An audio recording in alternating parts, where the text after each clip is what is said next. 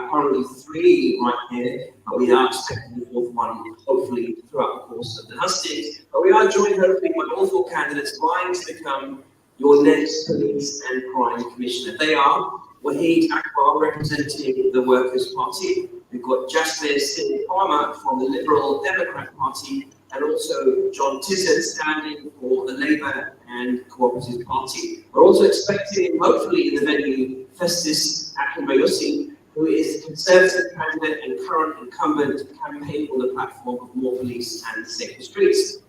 Ladies and gentlemen, tonight Hustings is an essential opportunity for each candidate to share their visions and plans with you, the voters of Bedfordshire. We're broadcasting live to give you the best seat in the House, and also welcome to our wonderful guests here live in the Dallow Centre in Luton.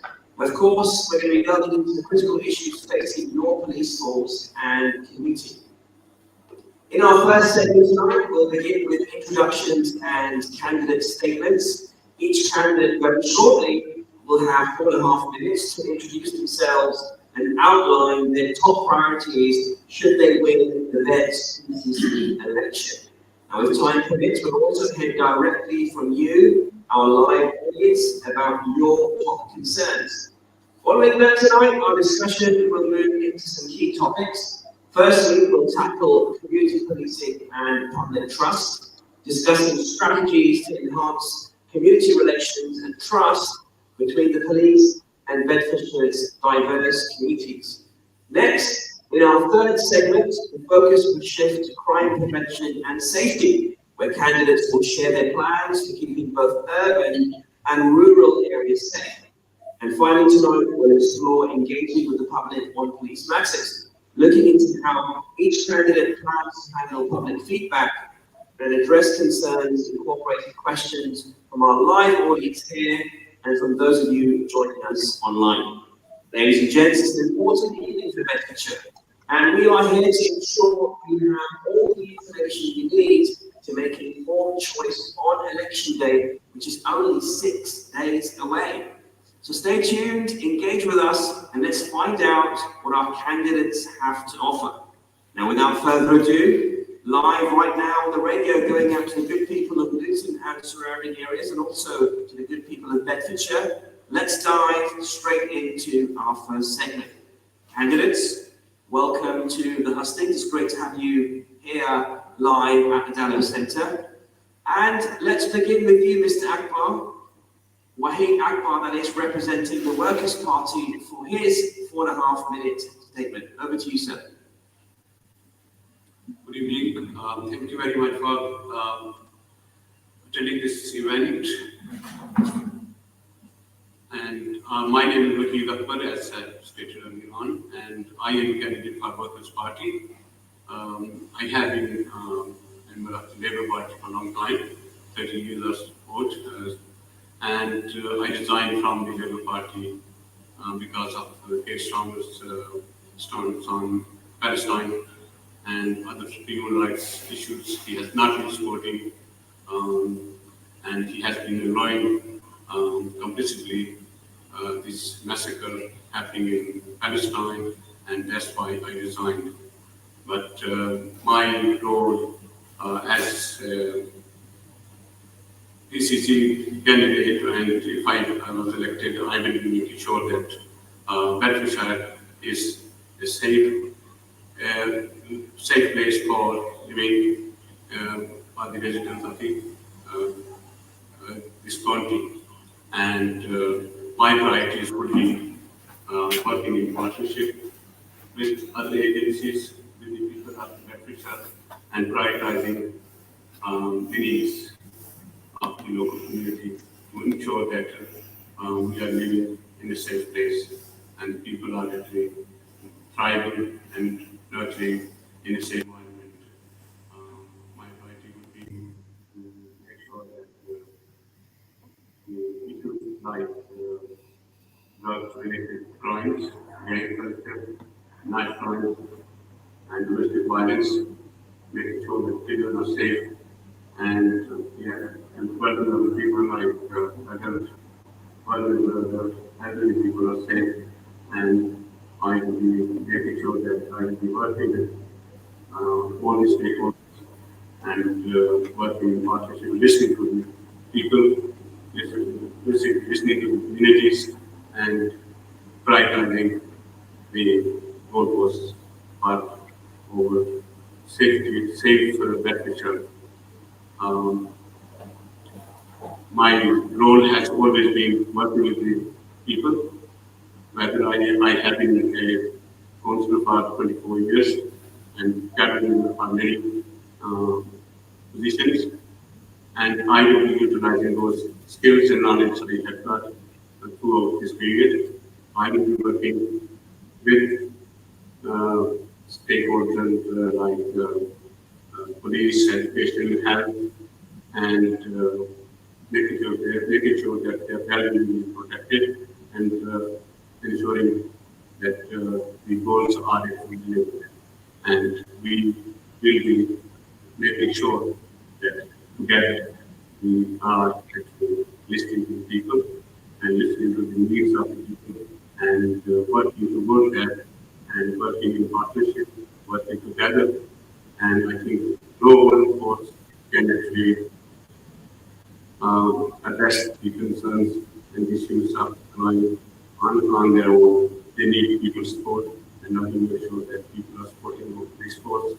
Now, 1 minute, wait. Okay. Also, we will be making sure that we are actually addressing the needs of the people, and also there is the issue of the resources, and I will be trying to make sure that the resources are used effectively and prudently, and pressing more resources for the areas that they need it. And that's my goal if I can do it. Thank you. Okay, thank you very much. That was Wahid Akbar representing the Workers' Party with his statement for your votes. What you make of that? We'll be cross-examining what Wahid just said shortly, but we're going to go straight. We were meant to go to the current incumbent, Festus Akinbiose, who is the Conservative candidate and current Police and Crime Commissioner. But guess what, listeners? He's not here. Where is he, is my question. Festus, knock knock, are you here? Do you actually know where Luton is? Because if you do, we were meant to start at 6 p.m. and we gave you plenty of notice, sir. If the other candidates can make it, Wahid, Jasper and John, where is Festus? That's the big question I'm putting out. Hashtag, where is Festus? Maybe it'll go viral, let's find out. Hopefully, the Conservative candidate will join us, albeit late. Maybe we should give some benefit of the doubt. Maybe he's stuck in traffic. Maybe he's in a meeting.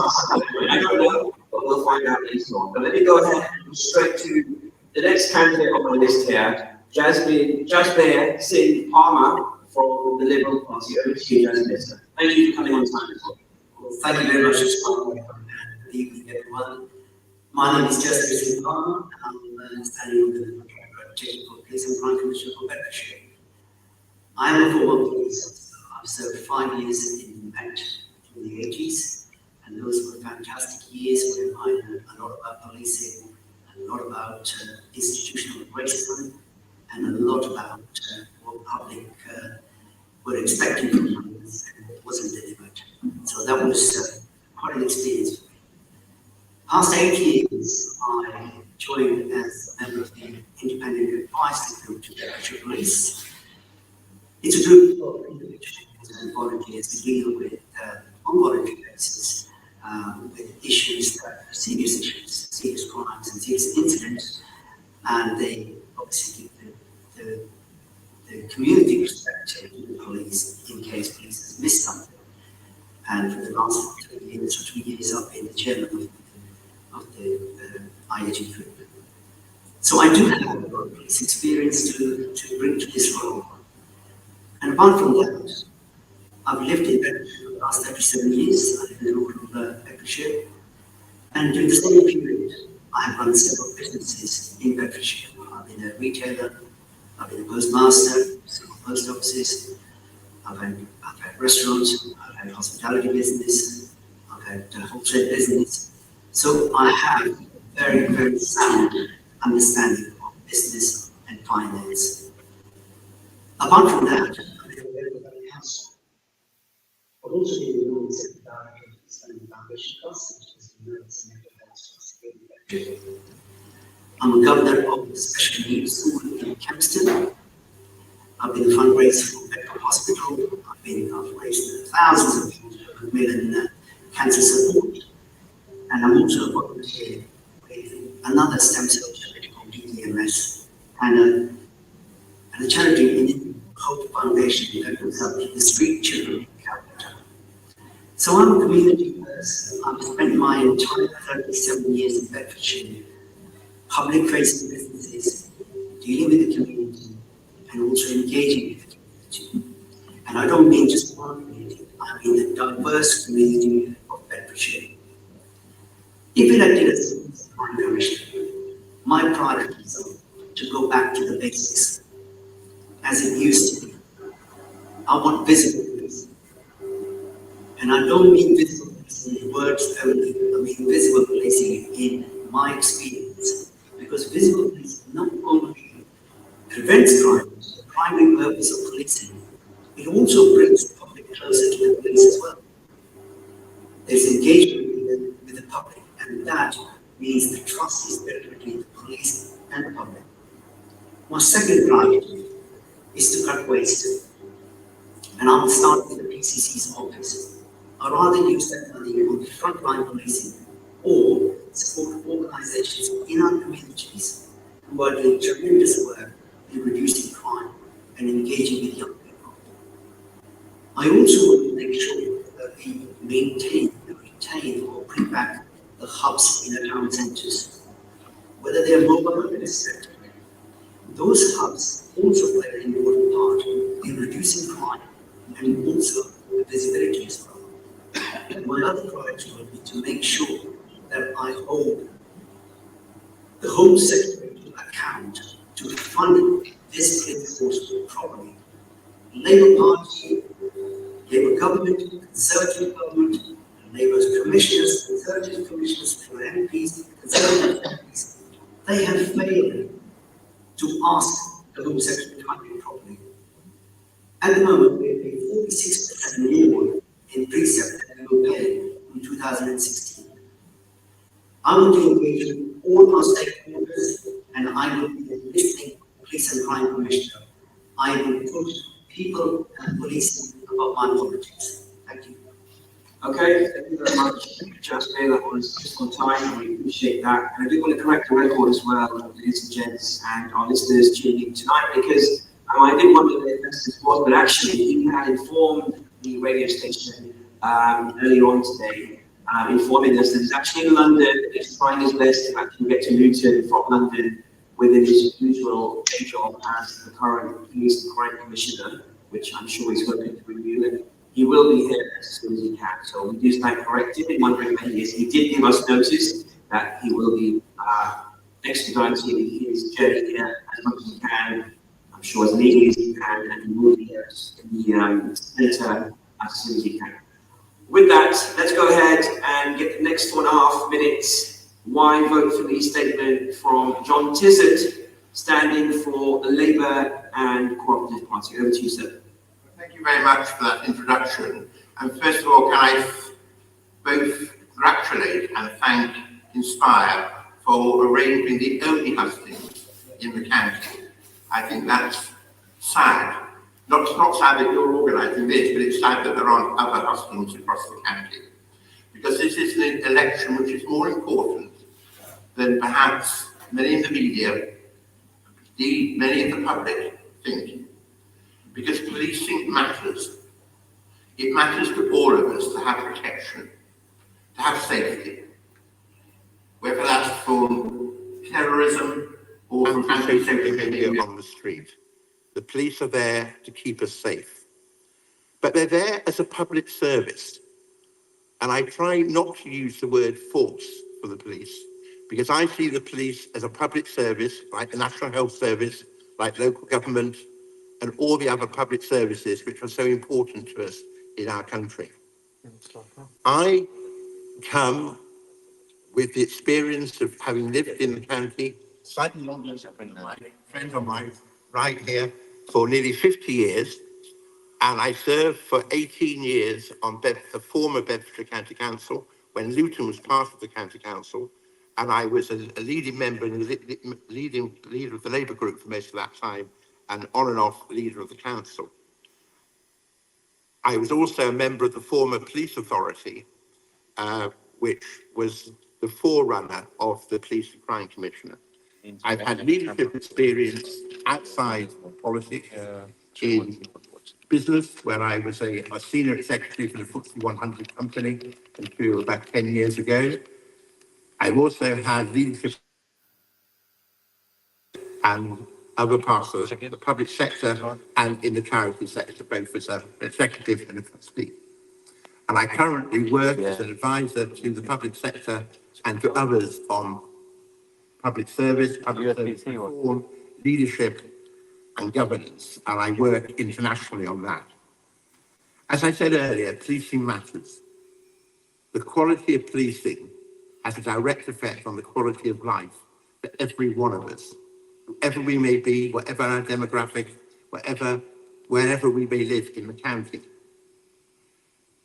We are a diverse county, as my two colleagues have already said. I would like to see a police force that was reflective of the diversity of our county, and that would be one of my ambitions. But to do that by having quality recruitment, not by simply, just being tokenistic about that.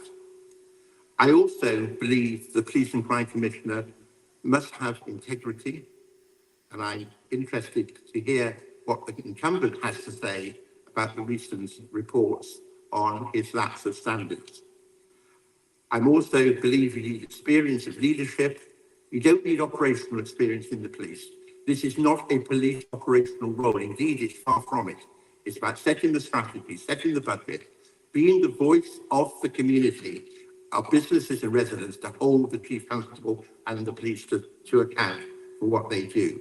And I would commit to be a full-time and serious candidate. And I have no aspirations to go off and be a member, to stand for Parliament midway through my term, should I be so lucky to be elected next week. My core missions, if I were to be elected, are to restore community policing. I know we've got a session on this, so I'll go into much more detail, because it's much more about than having numbers of officers. It's actually about how they work and how they relate to the community. To reduce crime against women and children, which is horrendously rising in this county as is nationally.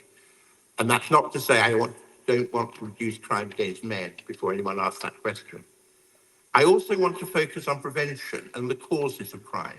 And again, that comes back to why the police must be a service, must work with local authorities, with the health service and other bodies and businesses, because that's how you get prevention. Police can't do that on their own. And I want to see an outstanding police service. The police is inspected, rather like schools are inspected by Ofsted, every 3 or 4 years. There are 9 categories by which the criteria by which the police are measured. 30 seconds. Bedfordshire only has one outstanding, is outstanding in one area only.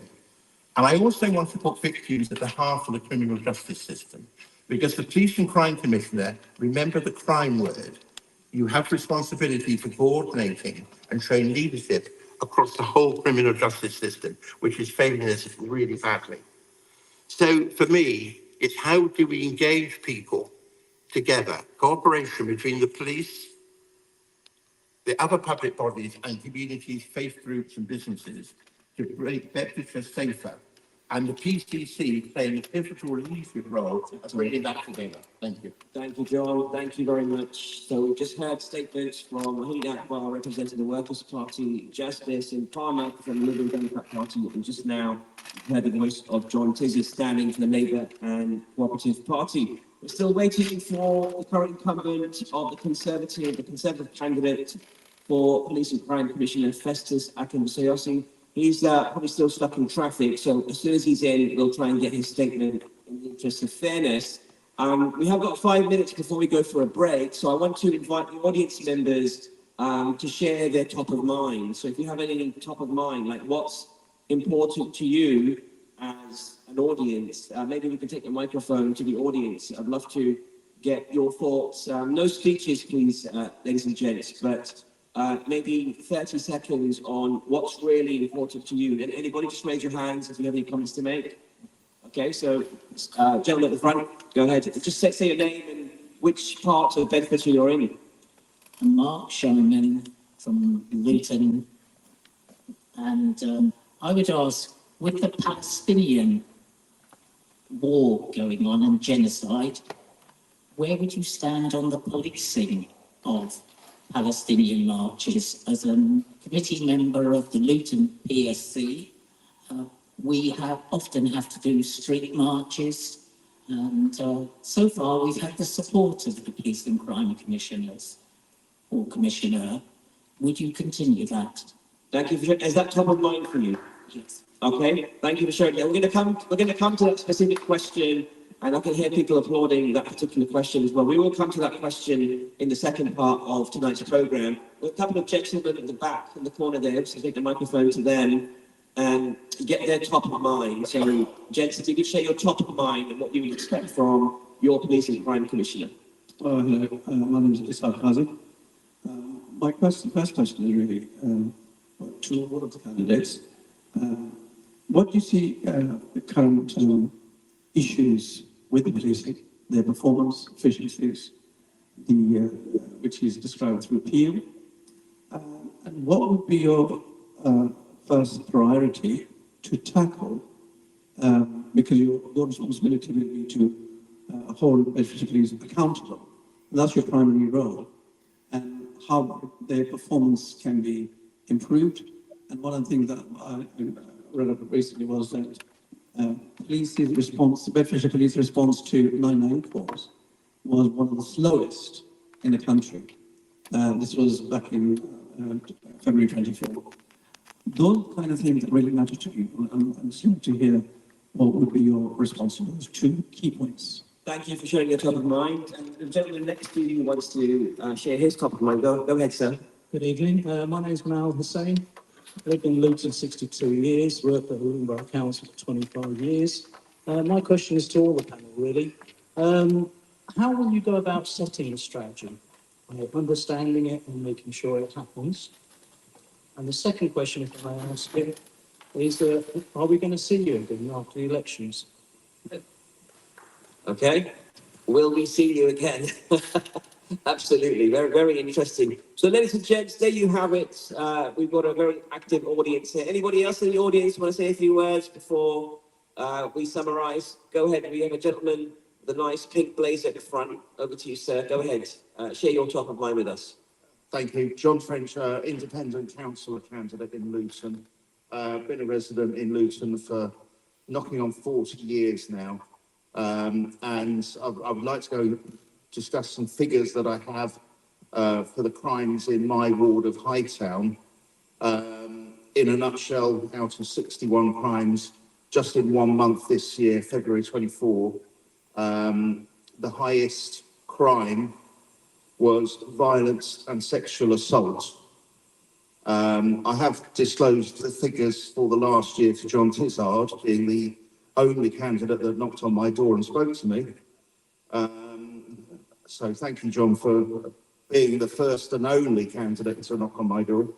But it asks the question, what will our new police crime and commissioner do to stop violence and sexual assault in our town? Okay, thank you for sharing that. Really good questions that are coming from our audience, ladies and gents. And of course, if you're tuning in right now to Inspire FM, where you are tuning into the only Police and Crime Commissioner Hustings ever to take place for this particular voting cycle in Bedfordshire. And we're delighted for you to join us. We're going to be going up to 8 p.m. tonight, asking the Workers' Party, the Conservative Party, if their candidate is able to join us, the Liberal Party, and also the Labour and Cooperative Party candidates, their stances on all of these questions and more. Especially, I know, having prepared for this particular programme for the last day or so, I know that Palestine is definitely top of mind, and I intend to ask the candidates their views on that particular topic, because I know it's top of mind for the audience as well. But listeners, you are tuned in to a special edition of Friday Night Live, where we are running Only 6 days to go until we head to the polls for the Bedfordshire Police and Crime Commissioner election. Now, guess what? People don't know this, but actually the PCC, the Police and Crime Commissioner, is the person that's meant to be your voice in the community. They're meant to represent you and the diversity that you may represent. And that means whatever religion you come from, whatever background in terms of ethnicity, whether you are white or black or somewhere in between, they need to represent you. My question tonight is, do they, will they? We're going to find out in a moment, right after these messages. Don't go away, stay tuned. And its surrounding areas, it is now time for Salat al-Asr. लुटन और इसके मज़ाफ़ात में नमाज असर का वक्त हुआ चाहता है. This azan has been sponsored by Ideal Properties. Contact us on 01582 72 1110 or log on to www.idealpropertiesltd.co.uk. Allahu Akbar, Allahu Akbar. Allahu Akbar, Allahu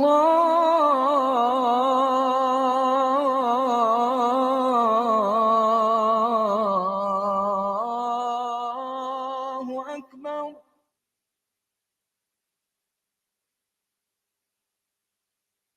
أشهد أن لا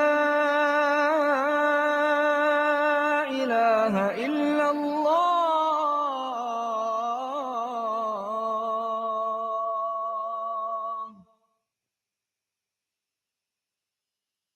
أشهد أن لا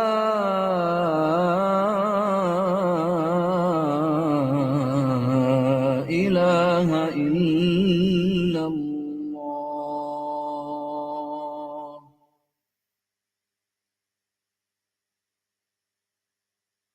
أشهد أن محمدًا رسول الله.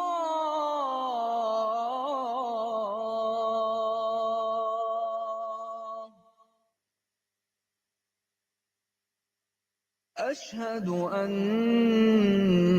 محمدًا رسول الله.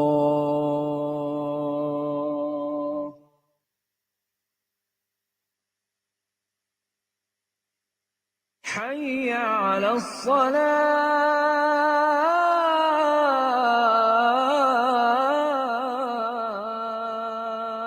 الصلاة.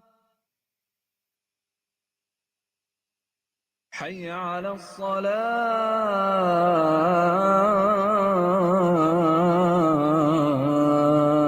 الصلاة. حي على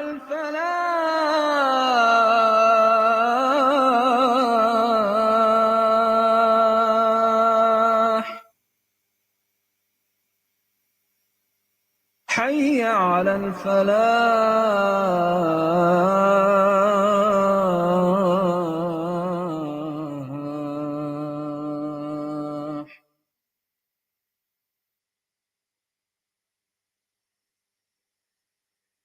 الله أكبر،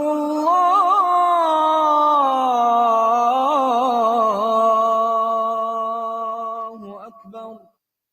لا إله إلا الله.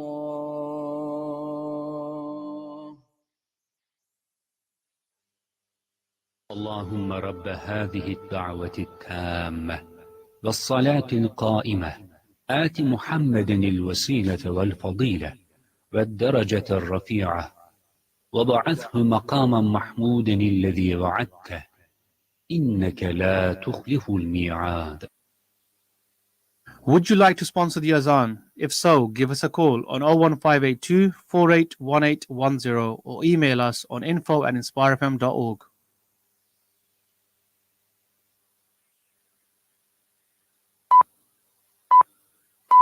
From the studios of Inspire FM, the time is now 6:30.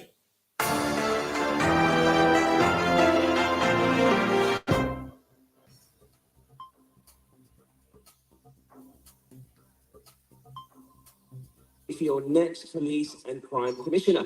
I'm your host, Abdul Akbar, and tonight we're joined by 3 of the 4 candidates vying to become your next Police and Crime Commissioner. I say 3 because we're still expecting Festus Akinbasoye, I can't even say his name, Akinbasoye, sorry about that, Festus, the Conservative candidate and current Police and Crime Commissioner, who I'm told is heading towards Luton from London after a day there. So hopefully he can join us and share his positions shortly.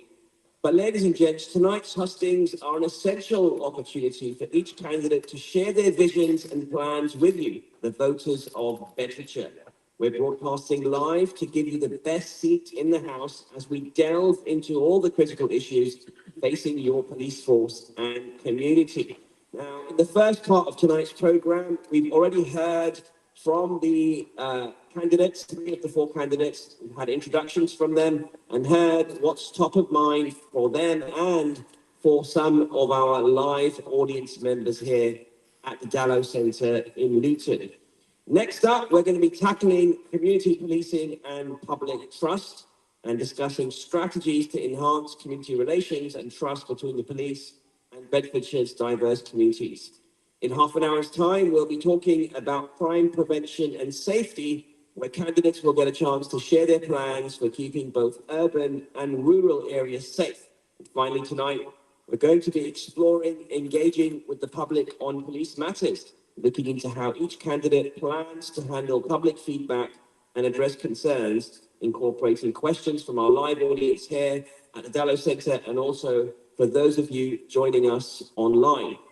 Now, it is an important evening for Bedfordshire, and we're here to ensure that you all have the information you need to make an informed choice on election day. And I was mentioning, it's really important that we understand the purpose of the Police and Crime Commissioner. And, according to Luton Council, I'm on their website right now, it is to ensure that local police meet the needs of the community. That's you and me and the rest of the residents of Bedfordshire. The PCC, the Police and Crime Commissioner, these fine gents who are vying for your votes are going to be responsible for policing, for budgeting, for appointing the Chief Constable and engaging with you and me, the public, on matters related to the police force in the county. So to vote in this important election, you need to be over 18 and register to vote. And polls will commence on the 2nd of May, only in 6 days. And with that, I'd like to go to our first part of tonight's topics, which is around community policing and public trust.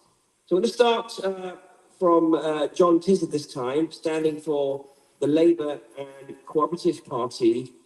And John, let me start off asking you this broad question, which is how do you plan to improve community policing and what strategies will you implement? And we heard from the audience just before we broke about Palestine. And we also heard from the former Conservative Home Secretary, Suella Braverman, who actually called the recent Palestine demos, which were calling for a ceasefire, and she referred to them famously as hate marches. My question to you, John, is do you agree with her? Most certainly not. It's hard to wonder who has been the most despicable Home Secretary over the last number of years. But Braverman must be very close to the top. Everyone is entitled to protest. It is part of our democratic right. We may or may not agree with those who are protesting. And I most certainly have a huge sympathy with those who are marching for peace in the Middle East and against Israeli aggression. But as long as those people marching are upholding the law, so clearly if there's any anti-Semitic hatred, that's something the police have to deal with. However, there isn't very much, is there? And if you look at the marches in London in particular, there have been very few people who have been arrested by the police, because actually people have been law-abiding. Ms. Braverman, of course, broke the law many times when she was Home Secretary. And it was slightly ironic, was it not, that when she was in Brussels a week or two ago, the mayor tried to stop her having a public platform, and she cried foul. And even more ironically, she went off to the European Court of Human Rights to try and protect her rights, but I'll leave that aside. No, the right to protest is fundamental, and the police must manage marches objectively and impartially. And only when there is a breakdown in law or when there's a public disorder should the police take any action. Okay, that's very clear, your position there, John. But I've got to say, you just disagreed with your party leader, Sir Keir Starmer, and I'll explain why. Because you call the actions of Israel within the Gaza Strip as aggression, and you called it Israeli aggression. I've never heard those words come out of your leader, Keir Starmer. Does that mean you disagree with him? No, it was Labour that put to the House of Commons the motion for its immediate ceasefire. That was backed by the Labour Party. The Labour Party is very clear there should be a ceasefire, that all parties, and certainly governments, and that's the Israeli government, must abide by international law, and that the ruling of the international courts must be upheld. And it's, I think, despicable again that the government say they can't release the legal advice they've had, for example, on arms exports. I just want to be clear there, Sir John, with respect, which is, are you disagreeing with your leader in calling the Israeli actions in Gaza as aggression? Because you use the word Israeli aggression. Sir Keir Starmer has not used those words. Do you disagree with him? I don't disagree with Keir Starmer on this matter, and I don't think he disagrees with me. He may not use the word aggression. He has called for a ceasefire. He has said, David Lammy has said consistently, that the Israeli action is not only disproportionate, but it's potentially in violation of international law. I'm not a lawyer, so I can't make that judgment. But it seems to me the right to march, the right to protest. And who could not be moved when we see on our television screens the horrors that are going on in Gaza? Okay. All right, you've made that clear. Appreciate that, John. Let me go to the next candidate, Jasbir Singh Palmer from the Liberal Democrat Party. Jasbir, I'll ask you the same question, sir, which specifically is around the Palestine marches. And we know, again, Suella Braverman, former Home Secretary, called these hate marches. Do you agree with her? I don't believe a word that comes out of that woman's mouth. At least I'll say the better it is, because I might say something I might regret. As far as the marches are concerned, we have a fundamental right to march, because if we didn't have that in democracy, then what else have we got? When we disagree, we go out, we protest, and we let the authority, the government know that we disagree with what's going on. I have been through marches during my police days. Most of the marches, in fact, the majority of the marches are peaceful marches where people who believe in their fundamental right, believe in their values, they go out and they protest. And if we can't protest in our own country, then what exactly can we do? And as far as Palestine is concerned, what's going on in Palestine? The events of the last 7-8 months now, if that hasn't shocked the world, then I don't know what will. More than 35,000 innocent people have been massacred. They've been massacred. There is no other word to describe that. Had it been anywhere else in the world, even if it was less than 10% of that, we would have been going to the International Court of Justice. We would have been going to Hague to hold those people as war criminals. And yet, the West, USA, this country, and even our opposition leaders are not even saying a word about what's going on. And that gives them encouragement to basically carry on with what they're doing. I think it was today, when I was in the car, I heard on radio the amount of rubble there is in Gaza at the moment. It'll take 14 years to clear that rubble. 14 years just to clear that rubble. What about building people's lives? What is that doing to the young people who are 10, 12-year-olds who will be growing up one day with no jobs to look for, Nothing to look for other than just handouts from charities. That's very clear. So, Jasper, I appreciate your response there, and I'm sure the audience listening will appreciate the clarity of your response and your position wherever you stand. But there will be audience members also listening, maybe from the Jewish community, that find some of the Palestinian marches a bit intimidating. How will you protect all members of the community?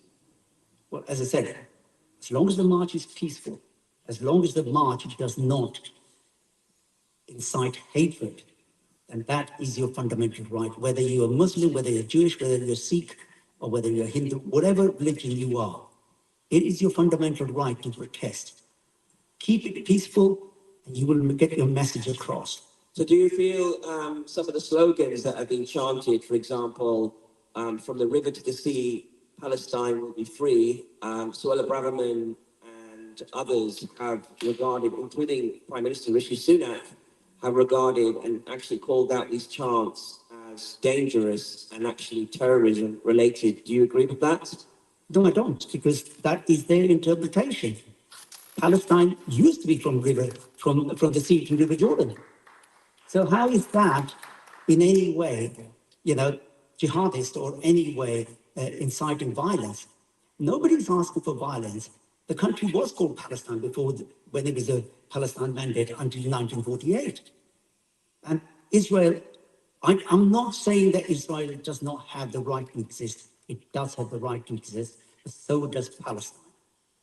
Okay, that's very clear. Appreciate that. That was Jasbir Singh Parmar from the Liberal Party. We're going to go ahead to the next candidate, Wahid Akbar, representing the Workers' Party. And Wahid, I'm going to ask you the same question, sir, which is, as you heard, and you've also seen around 5 months ago, the former Home Secretary, before she was kicked out, Suella Braverman, called the Palestinian demonstrations that were happening specifically for a ceasefire. She referred to them as hate marches. Do you agree with her? I condemned at the time that statement was very dangerous, and I condemn now. It is the right of the people to actually peacefully demonstrate and to demonstrate about their rights and their wishes and their feelings. And I would say this is emotional abuse to the people of Britain. And this is not right. They have to accept it that we need to support and actually condemn those who are actually committing genocide in Palestine. And my view is that I always actually supported Palestine issue, and I always supported Palestine issue, and I will continue. This is not the from the October last year, but it is ongoing and throughout my career as a local councillor. I have actually supported all the time, and the right of their independence and right of their choice and right of integrity. I think that should be protected. And children have been killed, and they have been massacred by the people. And the last, I think I should like to make this statement, reiterate my statement about the Labour Party. That actually forced me to resign from that. And that is, Labour have done too little, too late. The humanitarian pauses to briefly feed the peasants. To only continue slaughtering them does not constitute a permanent, lasting ceasefire. The deafening silence from both Labour and Conservatives in calling for an armed embargo is tacit support for this genocide. The ICJ has made their ruling condemning what Israel is doing, and the role of the PCC requires having integrity and upholding the rule of law. Both Labour and Conservatives have gone against UK law in allowing arms export to Israel, who are committing egregious war crimes. I have particular trust with Labour because we expect a low bar from the Tories, but but we trade after human rights and working. All right, I think your position is clear. I appreciate that. Wahid, let me pass the mic to John Tizard, because that does primarily reflect him and his party. But what Wahid just said there, John, is that, frankly, you lack integrity as a Labour Party, and that was one of the reasons why he resigned from being a Labour Party member.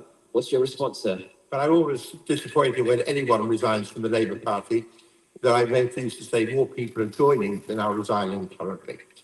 However, where did you get that information from? From the Labour Party. Now, let me cite the source, to be clear. From the party's published membership. Oh, but let me you have to clarify that. Let me be clear that the Labour Party is calling for the recognition of Palestine, which the Conservative government is not doing. The Labour Party has been leading the fight for and campaign for a two-state solution. Again, a very lacklustre approach from the government. Yes, there were many in the party, locally and elsewhere, who were urging the party to move faster in its condemnation of what was going on. However, the party now is absolutely aligned with a ceasefire, and it is completely committed, as I said earlier, to recognising the state of Palestine. I think it was tragic that the United States vetoed that at the Security Council a week or two ago. I think also, and the British government abstained. But I think what is really important is that we now look to the future. And it isn't just Gaza. Look at the horrors that are going on in the West Bank. I think but what I think we have to do. What about the integrity question? Well, you said the Labour Party now is aligned, but as we've heard, some 35,000 Palestinian, mostly women and children, have, to use the terms that have been used on this stage, massacred. Then where's the integrity? Because you're aligned now, but at the time, Sir Keir Starmer was absolutely unaligned. In fact, there was no difference between Keir Starmer and Rishi Sunak some weeks. At least that's what I felt. What say you? And I'm sure many of the electorate out there that are looking at you, who are traditionally red voters, we know that Bedfordshire, a lot of the areas and regions and constituencies in Bedfordshire have traditionally been red. So you should be expecting people's votes. But a lot of people in Luton and surrounding areas are thinking, we are not going to vote Labour. We are not going to vote traditionally red. You cannot take our vote for granted. In fact, we're going to vote for someone else other than Labour because of what your leader did and the position he's held. So it really is up to you to clarify what the integrity is, because I think the integrity issue that Wahid is talking about is very legitimate, sir. But I've laid out very clearly where the Labour Party policy is today. But you said you agree with Keir Starmer. Sorry to interrupt you. Sorry, I agree with where Keir Starmer is now and what he is saying now. I would also point out... Did you disagree? I would also point out... John, let me just clarify this. Did you disagree with him when he was disagreeing with the majority of Palestinian demonstrators at that time? Did you disagree with him when he said, no, I am not calling for a ceasefire at this time? Did you disagree? Did you agree with him at that time? I think I've always thought we should... Hamas should not have done what they did, and that was evil. We agree on that. And the Israeli response has been not only disproportionate, it has been horrific. I used the term aggressive before. I would stick with that. It's no excuse. You're not answering my question, There's no excuse for what they have done. Did you agree with the leader at the time? I have always taken the view that the way to deal with the issue was not to have the mass murder of people in Gaza. And that was the position taken by the two Labour MPs for Luton and the Labour MP for Bedford, who voted for with the SNP earlier ceasefire motion. Luton Borough Council, led by the Labour Party, has taken some very strict views, calling for a ceasefire, raising money for medical aid to Palestine. All right, so you did disagree. You did disagree. That's what I'm hearing from you, John. I mean, you could just say you disagree with your leader. What I'm saying is, I think this is a fast-moving position. Okay. I would have liked Keir Starmer to rule first. All right, thank you for sharing that. But you can correct me for the record, but what I'm hearing, and I think what the audience heard, is that you did not agree with your leader when he made that decision not to call for a ceasefire. when the majority of the Labour movement was saying, Sir Keir Starmer, please follow the opinion of the majority of your supporters. And that's why people are defecting right now. They're defecting like Wahid is because of the position that your leader held. You clearly hold an opposite position then. You clearly hold one very dissimilar to him today, because you call the Israeli actions as aggression. And a lot of people are going to be thinking, okay, well, who am I voting for? Am I voting for Keir Starmer's policies if I vote for John, or am I voting for John, who clearly is not aligned with the leadership of the Labour Party? But in this election, you're voting for a police and crime commissioner, and I would remind you, a police and crime commissioner has no jurisdiction over international matters. But it says here you stand for the Labour and Cooperative Party. I disagree on that because... Just 1 minute, sir. Hold on. I'm chairing this. I just want to clarify. You know, there is a colour next to you, and that's red. Yes. And there's a colour next to your other colleagues here on the stage. That's either yellow or blue. I'm not sure what the Workers' Party is. Probably green. I'm guessing. But you know, you're saying this is not a political election, but it is. It is a political election because at the end of the day, if people vote for you, they're expecting a Labour-oriented approach to solving police issues in their area, are they not? They are, and I'm setting that out, and I hope we'll have an opportunity the rest of this evening to talk about the policies that I and the Labour Party are putting forward. I'm grateful for that. For policing. But what I'm saying is, I can have a personal view as Police and Crime Commissioner. I can certainly ensure that we have, you know, marches are properly policed, so that ultimately becomes an operational matter for the Chief Constable. But what I cannot do is, you know, I can have a view, but I have absolutely no authority on international matters. And I suspect even the opposition doesn't, and the British government probably doesn't. The only government that can really put pressure on Israel is the United States, and I wish President Biden would step up. Okay, all right, thank you for that. Let's go to Jasper Singh Palmer, who's been patiently waiting from the Liberal Democrat Party. Jasper, you've just heard the positioning of John from the Labour and Cooperative Party. What's your reaction to what you've heard? Well, I really want to take up an issue that John mentioned, that Labour Party's policies of a two-state nation. Well, Labour Party were in power in 1948-49 when Israel was made independent. So what was their policy then? They have also been in power since then. What has been their policy then? It's up to UK, Western countries and the US. If they want a two-state policy, they want a two-state nation in Palestine and Israel, they can make it happen if they have the will to do that. And that's where the issue is. There is no will because there are vested interests out there and the lives of Palestinians do not matter. Okay, thank you, Jasper. Wahid, you wanted to come in. It's Wahid Akbar representing the Workers' Party. You wanted to come in earlier? I just wanted to disagree with John about the role of the PCC. It's nothing to do with the issue in Gaza. I think the people of Luton are emotionally damaged, and we need to actually support them rather than actually saying that, yes, we turn a blind eye on those. And the other issue is that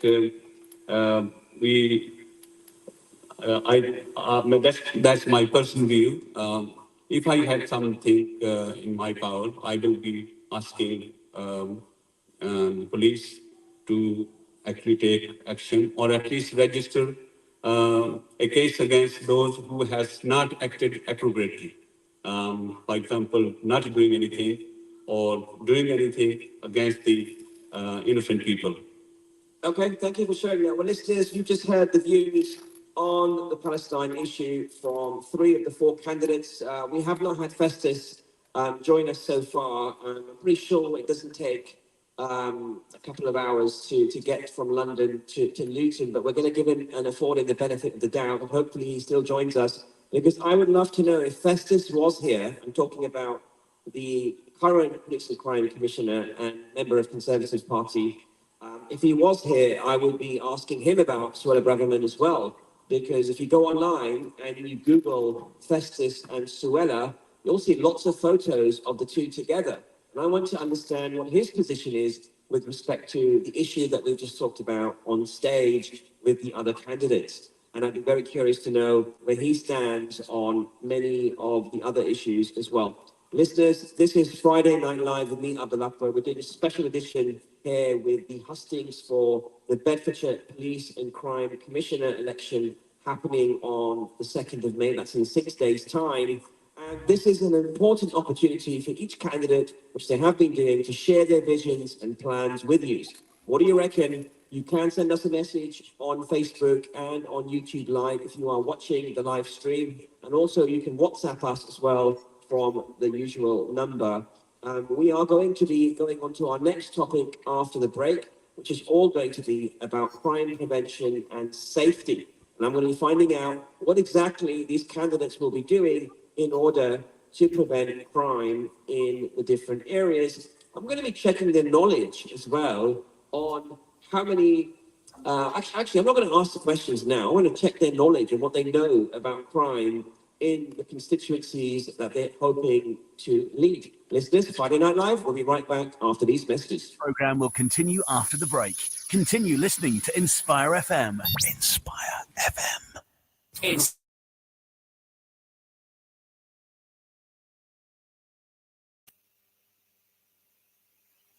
Enjoy quality and tasty 100% authentic halal Chinese and Thai food from Gao Express, brought to you by the team behind Top's Pizza in Luton. Choose from all your delicious Chinese and Thai favourites. Then order for delivery or collection from Gao Express in Wellington Street, Luton, Marketplace, Stevenage, and now also on Nightingale Road in Hitchin. Open daily midday till late. Find the number or order online at Gao, that's GAO, express.co.uk, or like Gao Express on Facebook.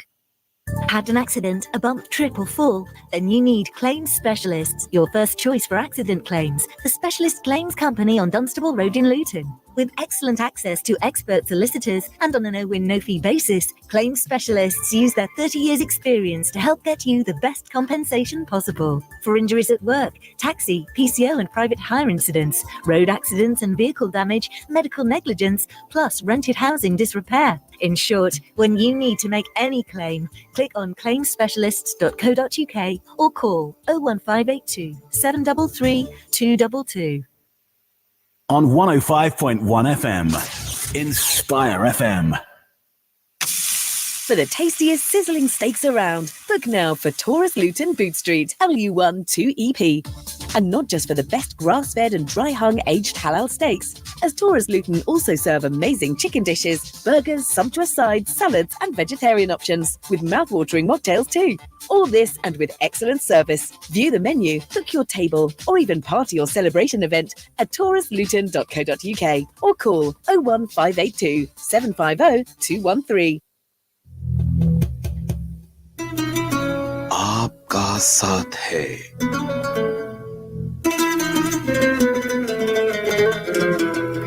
Community की आवाज है बस एक ही आवाज है आप समात फरमा रहे हैं इंस्पायर एफएम 105.1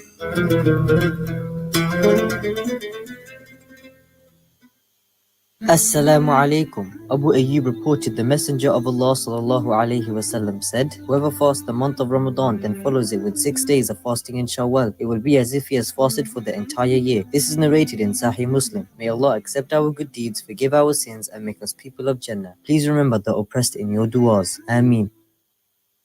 अस्सलाम वालेकुम, मेरा नाम किरण है। कोट कश्मीर ऑर्फन्स रिलीफ ट्रस्ट मेरा एक खूबसूरत घर है जहां मेरे साथ सैकड़ों यतीम और बेसहारा बच्चों की तालीम व तरबियत और पुरसुकून माहौल में परवरिश हो रही है और ये सब कुछ आपके तावन से मुमकिन है। अल्लाह से दुआ है कि अल्लाह करीम आपको सदा सलामत रखे और उम्मीद है कि आप इसी तरह अपना प्यार, मोहब्बत और तावन जारी रखेंगे। कोट UK office 0300123774 court.org.uk. Oh, Hillary, I was going to use newspaper display advertising. But it costs £10 per inch. And that's too expensive. Oh, indeed it is. I want to sell a 10-foot ladder. Oh, Roger, invest in an ear-catching advertising campaign on this radio station instead. It's a great way to tell people about your products and service. For details, click on inspirefm.org, then advertise. From the studios of Inspire FM, the time is now 7 o'clock.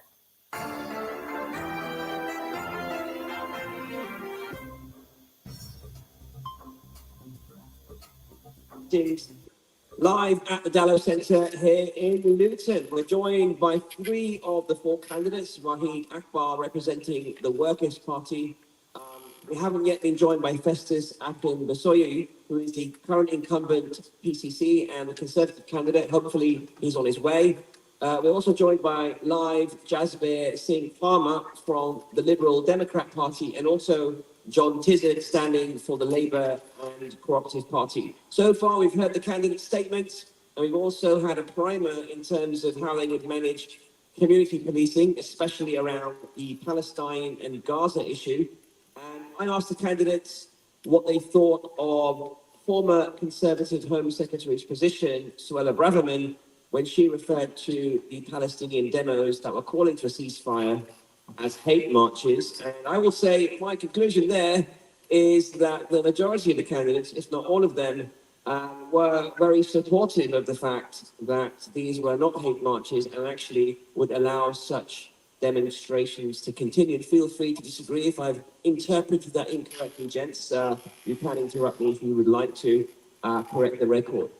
On that note, we do want to go on to the next topic, but during the break, I was actually reminded that I do want to ask the candidates about how they will build trust between the police and the various communities in Bedfordshire. So let me start off by going to Jasbir Singh from the Liberal Party. Jasbir, how, in a couple of minutes, if you don't mind, how do you intend to build trust between the communities in Bedfordshire? And, Bedfordshire is a diverse place. If you're in Luton, you're going to bump into all kinds of communities. You're going to bump into the Sikh community, which I know that you're from. You're going to bump into the Muslim community. You're going to bump into the Christian community, the Jewish community, all faiths and none, should I say. But you're also, if you go up the road, around the corner to Flitwick, or even further up the road towards Bedford, the diversity changes and the demographic also changes a bit as well. So how will you bring these communities together and ensure and build trust that you are the right PCC candidate for not just the Sikh community or the Asian community, but for all communities, is my question to you and the others. Over to you, sir. Thank you very much. Actually, you gave a good example of Luton, but if I was to take you back to Bedford, you just make it about half of Luton and exactly the same demographics. So you got the similar kind of mixture of, faiths and no faiths that you mentioned. And 37 years I have been working in Bedford, both as a frontline businessman dealing with individuals day in, day out, post offices, retail, hospitality, etc. Been a Bedford Borough Councillor, engaging with the public over there, again with Mental Health Trust, engaging with all the publics there, and same with special needs schools. And also, I forgot to mention in my earlier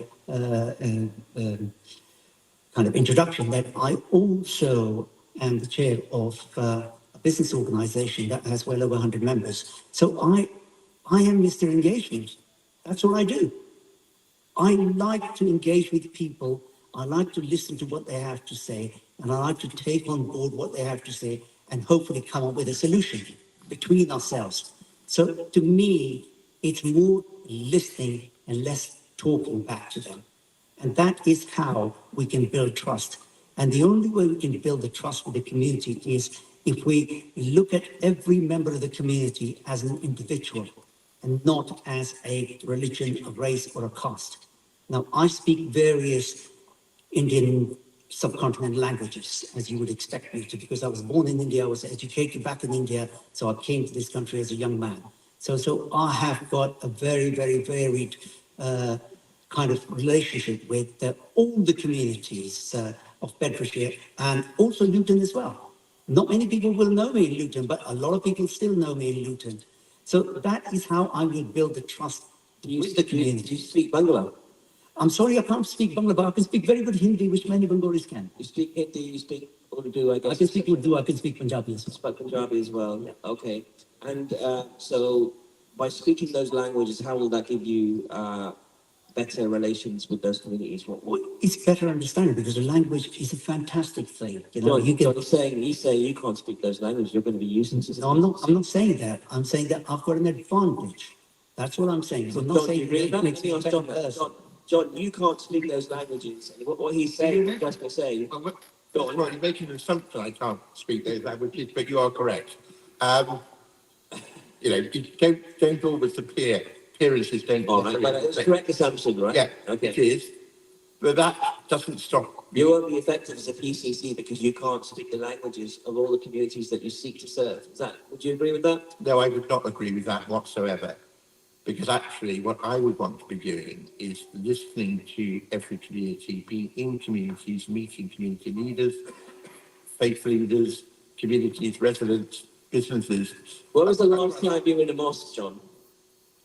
I was in a mosque a few years ago. A few years ago? Because I have deliberately not gone to any religious institution during this campaign.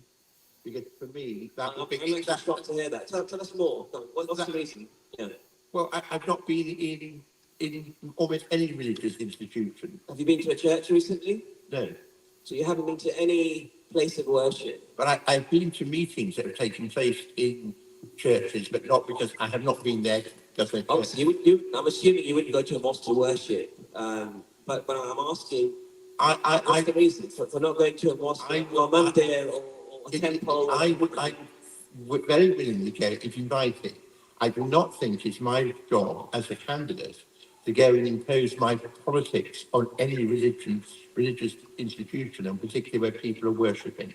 So that's why. But I have talked to leaders from all the faiths in Bedfordshire over the course of this campaign and previously. But that means you disagree with the royal family, because even the royal family in this country, they are completely unpolitically affiliated. But I saw Prince William the other day wearing a Jewish skull cap, showing not that he was invited, but he was proactively showing that he cared about that community and wanted to hear their feedback. But that's not the same as saying, have you visited a mosque or a synagogue, is it?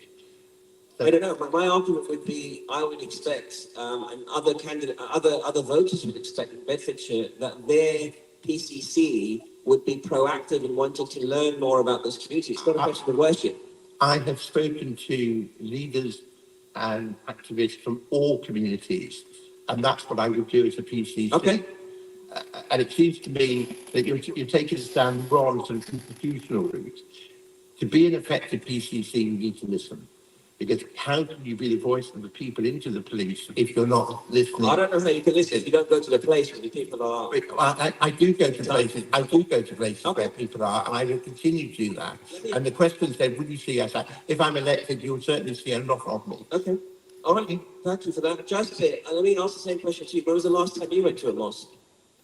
I went there 2 days before Eid for an iftari. Okay. And although visibly I'm a Sikh, I wear a turban, but I'm not a practicing Sikh in the strictest sense of Sikhism because I cut my hair. I have been to a temple last week, and 2 temples actually. I've been to the Gurdwaras. I've been to church as well.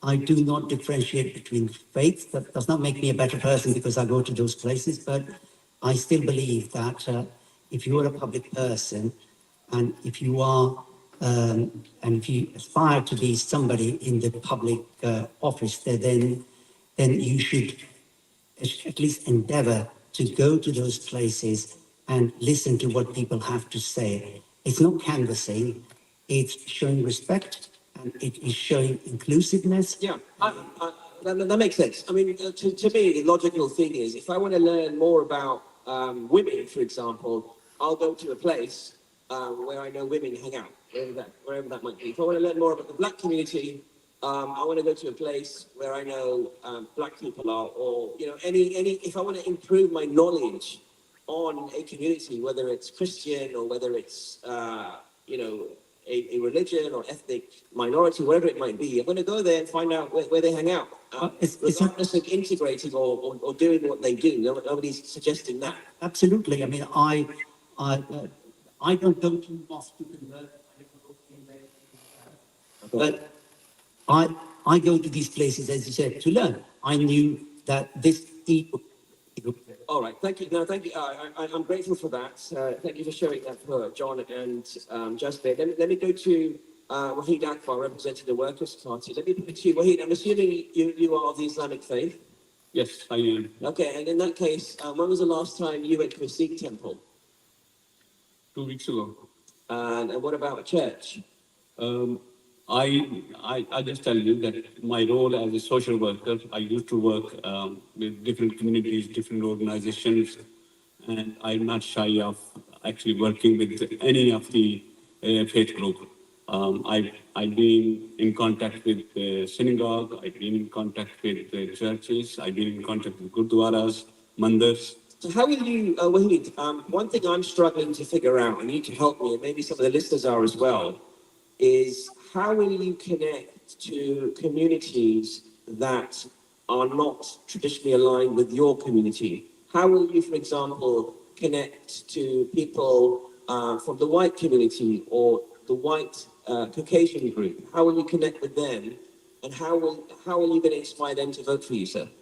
I think my role has been working with different communities, and I think that I will expand my knowledge and utilize my skills, what I have learned through the last 5 years. I don't want to turn this into an American election, by the way, when we talk about black people and white people, and I don't want to turn it into that, but I think it's important that we do address the elephant in the room, and on this show, we do address the elephant in the room, which is, I think it's great to see that we actually have, if he was here, a black candidate, we have a white candidate, we have a Sikh candidate, we have a Muslim candidate. I think the only thing we're missing is a Hindu candidate. Yeah, and my committee Jewish candidate as well. My commitment, I don't know whether you were here that time. If you were here, you were maybe very small kid.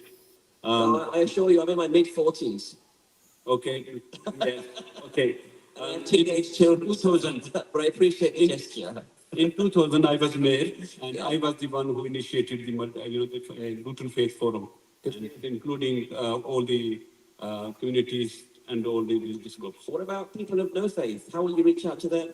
Yes, they have the same rights. Okay. Yeah. All right. I'm grateful for that. And one of the audience members said that. That's kind. Okay. Thank you for sharing that. I'm going to go to the audience for questions in a moment. But I want to go on to my next topic, which is about crime prevention and safety. But audience members, I will come to you with the microphones as well.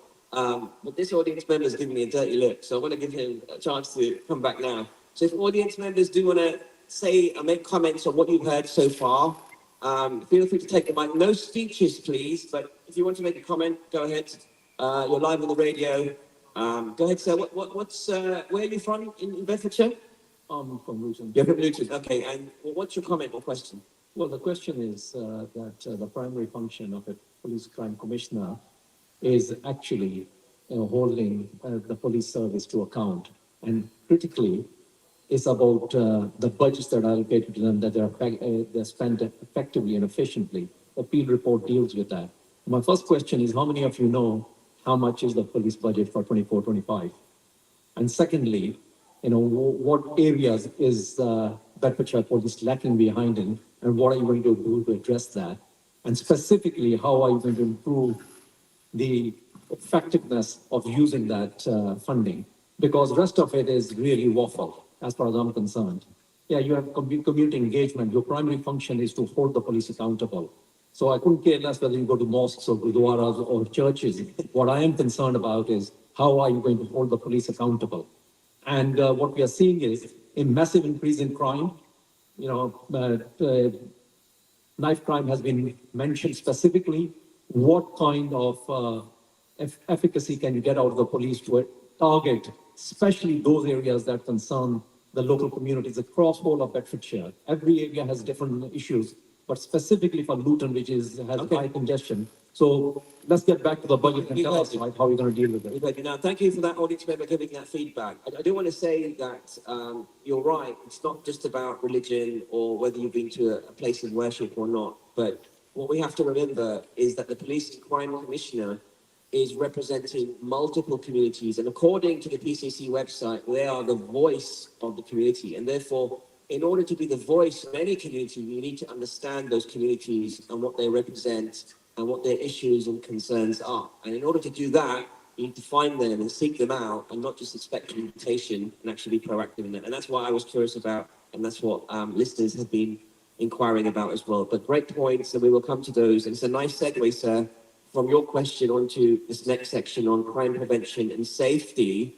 I'm just touching on some of the questions asked already.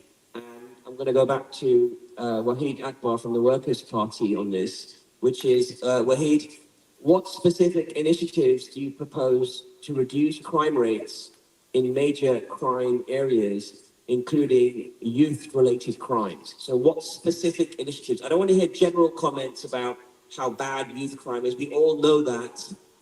But what specific things will you do?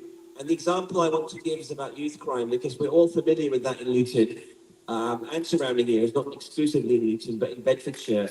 What will you do, sir, to reduce the crime rates in the youth area? I think earlier on I mentioned about the prioritizing. I think I know the Luton, I know the Bedfordshire, rest of the Bedfordshire, the problems are there. And we have to prioritize the needs of the local community and how best we can actually tackle the crimes in this area.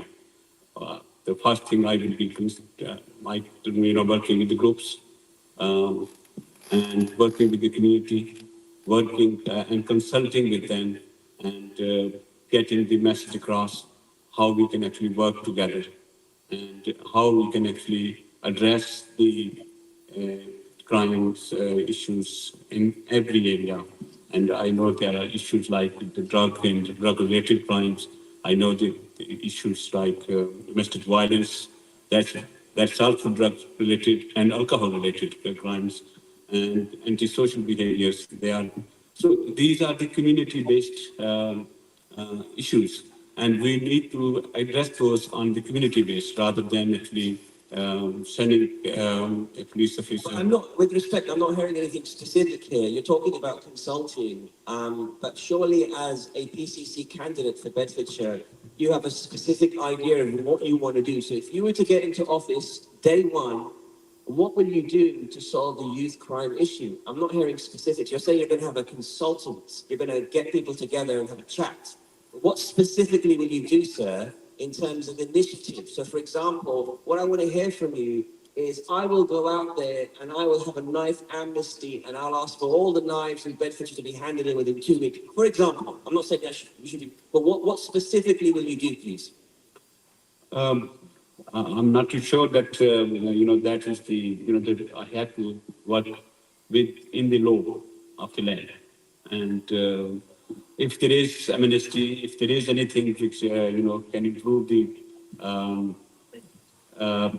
district crime, that, I will be taking that. But I think... What will improve it? That's what I'm asking. From your knowledge, my knowledge is these are the issues, consulting with the officers, consulting with the community, and we have to setting the priorities. Okay. And we have to be very transparent about that. Thank you. Telling the people, these are the actions we need to do. Okay. And we need your cooperation. All right. Thank you for that. Let me go to Jasbir Singh Palmer from the Liberal Party. Again, same question to you, sir, about specifics. Somebody saying we have a youth problem within Bedfordshire. Again, what specifically will you do to tackle knife crime, drug-related crime, and other types of violence that we're seeing amongst the youth in Bedfordshire? Well, targeted approach to that, obviously. But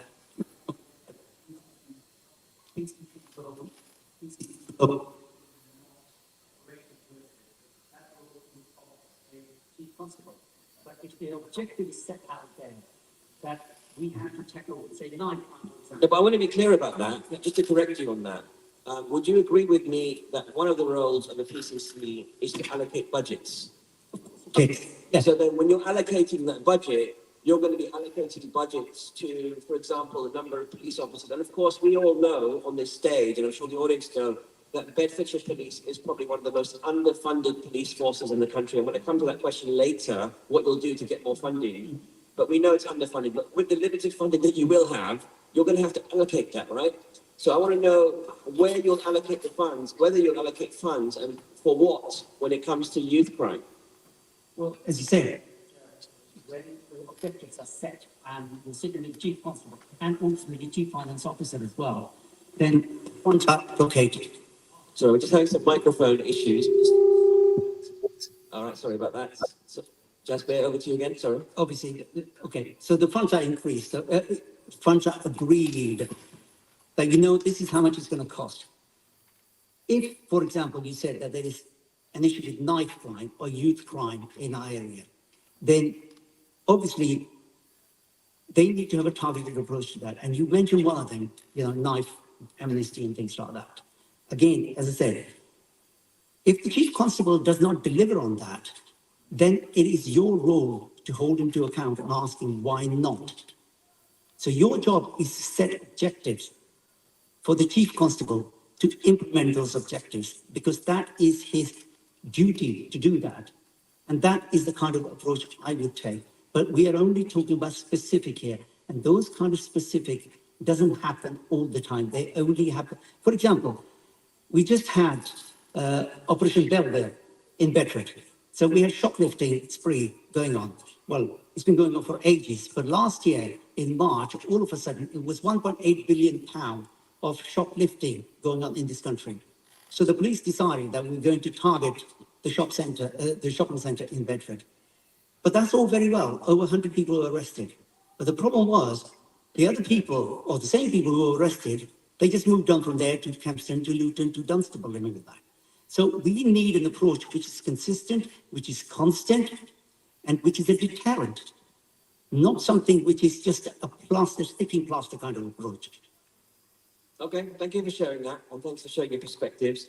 Finally, let me go to John Tizard, standing for the Labour and Cooperative Party. John, again, same question to you in terms of specifics, if possible, how you'll tackle crime in Bedfordshire and those hotspots, and specifically youth crime. As the previous candidate has just said, the Police and Crime Commissioner sets the strategy and budget. The operational decisions are taken by the Chief Constable. And it would be very foolish, I would say, imprudent PCC to second guess the operational approach. So I would want to set very clear objectives with very clear targets for reducing all serious crime, and particularly knife crime. But I would want to, in dialogue with the Chief Constable, agree the approach that is most appropriate for that, and the budget he will need to deliver on the objectives. One of the first things I will do, if elected, is to appoint a deputy. And I've identified Councillor... Give him all the work. Councillor... No, give him all the work. No, her actually. Councillor Yumi Ali. And I deliberately did not mention that in the previous conversation because I thought that may have been misunderstood as to why I selected a really experienced councillor who has enormous knowledge of many of the issues from her ward work. And she will be leading with me on addressing the issues of youth crime and engaging the youth of Bedfordshire, and also crimes against women.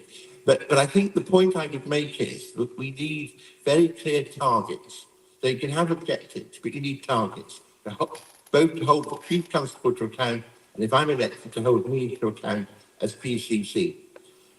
In terms of youth, one of the tragedies of austerity under the Conservatives since 2010, and it's a real shame Festus is not here to explain how he can justify the impact that 14 years of Conservative government have made on critical public services, the police being one of those, but the youth service in particular.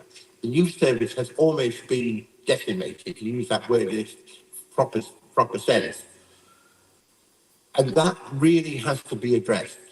I'm delighted that Labour is committed in government to introducing youth hubs, and I will be certainly making the case for Bedfordshire to have more than its fair share of those hubs, and making that case very strongly to Rebecca Cooper as Home Secretary in the new Labour government.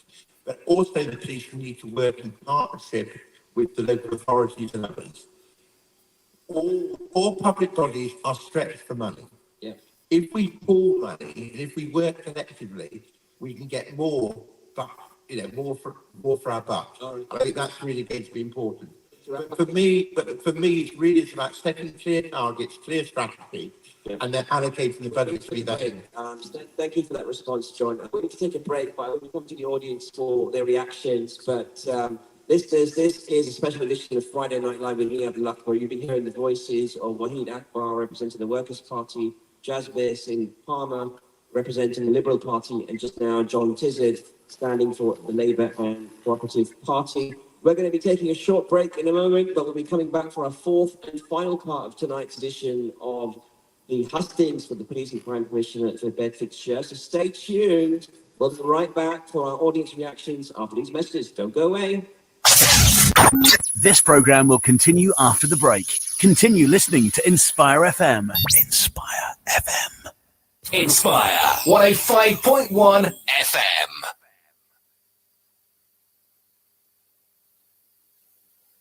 A large and elegant wedding and events venue in the heart of Luton, catering for up to 1,200 guests, with a 5-star food hygiene rating, plenty of parking, bridal suite, family rooms and prayer facilities. Crescent Hall's the perfect venue for your wedding, events, parties and conferences. We have some great offers for summer. Contact us to find out more. Call 01582 723386. Email bookings@crescenthall.co.uk or search for us online and social media. Crescent Hall, Luton. Conditions apply. Ideal properties 20 साल से आपकी खिदमत में पेश आपकी property की सारी जिम्मेदारी अब हमारी। हम अच्छी तरह से जांच पड़ताल करके किराएदार डालते हैं और आपको किराया बर वक्त गारंटी के साथ दिलवाते हैं। अगर आप प्रॉपर्टी किराए पर लेने या फरोख्त करने का सोच रहे हैं तो आज ही हमारे तजुर्बाकार माहिरीन से राब्ता कीजिए 01582 721110 या फिर 01582 696050। आइडियल प्रॉपर्टीज, आपकी मदद हमारा N फरीजा। Assalamu alaikum. My name is Abul Hussain. I'm the president of the Berry Park Mosque. My name is Sister Mary. I'm the interfaith coordinator for the Northampton Catholic Diocese. My name is Farzad. I am from the Luton Baha'i Faith community. I'm Mary Huffman and I'm with Near Neighbours, and I'm here today with Inspire FM 105.1, and just want to say that I love it that we can work together in all different kinds of ways.